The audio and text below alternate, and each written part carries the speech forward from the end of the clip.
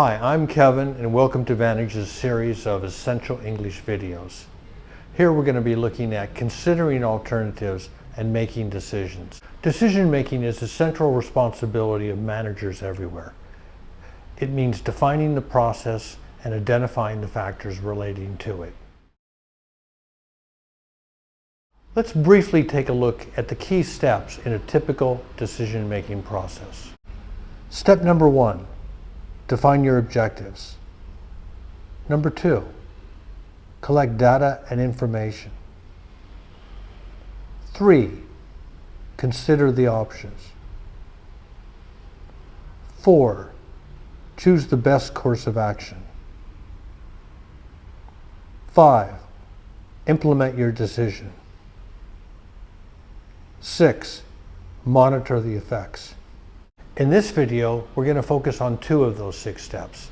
We're going to look at considering the alternatives and then making the decision. Once a problem has been defined, then you want to identify as many alternatives as possible for the decision-making process. This can be done many ways. You want to identify as many alternatives as possible. In fact, doing nothing should be one of your alternatives that you develop.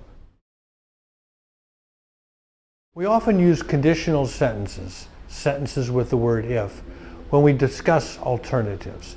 Let's take a look at the grammar behind this. Language work, conditional if sentences. We use if to talk about things that might happen.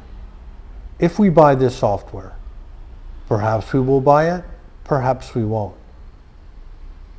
We often use if when we are considering alternative courses of action. If we buy this software, if we don't buy this software. Notice we don't use will in the same clause as if. If we will buy this software, we don't say that. Instead, we use the present simple tense to express a future idea. If we buy this software, it will take a year to implement. We could also use the modal verb can instead of will. If we build the software ourselves, we can get a 10% return on our investment. Now you try it. Let's make some conditional sentences. We're going to give you 5 sentences. The first sentence is incomplete. Use the word in brackets to make it a conditional sentence. You may wish to pause the video after the first sentence so you can formulate your answer. If interest rates fall, borrowing increase. If interest rates fall, borrowing will increase. If interest rates fall, we borrow more from the bank. If interest rates fall, we can borrow more from the bank. If we borrow now, our fixed costs increase. If we borrow now, our fixed costs will increase. If the problem be not solved now, it get worse. If the problem is not solved now, it will get worse. If people be not working hard enough, we have to find out the reason. If people are not working hard enough, we will have to find out the reason. Here's some more practice making conditional sentences. In the following table, you'll see 2 columns, A to F and 1 to 6. Match the letters with the numbers to make a complete conditional sentence. You may wish to pause the video before I read off the answers.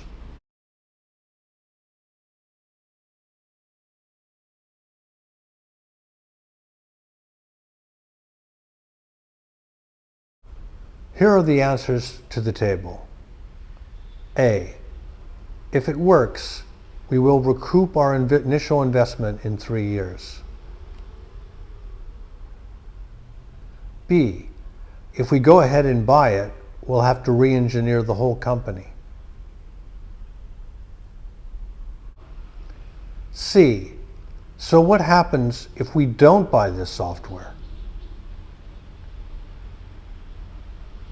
So if we don't buy it, we might lose our competitive edge. E. If the implementation process goes smoothly, it'll be fantastic. F. But if it takes too long, it could put us out of business. We make decisions every day. Some decisions are simple, some are more complicated. Let's look at the English we use in making decisions and how we employ it. Some of these examples will be easy and you may be familiar with them. Some will be more advanced and you can practice learning new expressions for decision-making processes. Here are some common and well-known English expressions we use when talking about making a decision. Make up your mind. Definitely decide on something. I've made up my mind. I'm going to accept the offer. Change your mind. Change your decision. I was going to go sailing, but I changed my mind when I saw the weather. Have second thoughts. Change your mind after more thought. I wanted an apartment, but on second thought, I prefer to have a garden. Be in two minds. To be undecided or unsure about what to do. I'm in two minds about whether or not to accept the offer. Be in a quandary. Find it difficult to decide what to do. The job is good, but the salary is low. I'm in a quandary about what to do. Be on the fence. Have not yet reached a decision. The candidates have very similar ideas, which is why so many electors are still on the fence. Another term that we use when making the decision is called a collocation. Collocations are English words that naturally go together. They're 2 or 3 or 4 words that go together naturally and make your English sound like a native speaker. For example, fast food. We could say quick food. That makes sense. But we don't. It's fast food. Other collocation examples would be sleep tight, make the bed, take a risk, do homework, give someone advice. Collocations are often used in business English when making decisions. Now you'll see 2 columns. In column A, you'll see verbs. In column B, you find nouns. See if you can put the right verb and noun together to make a correct English collocation. You may wish to pause the video while you formulate your answers. Collocation. Put forward an idea. Have a say. Express an opinion. Make a suggestion. Reach a consensus. Evaluate ideas. Carry out major decisions. Avoid confrontation. Make up your mind. In this last section, we're going to talk about some advanced terms that you might come across in English.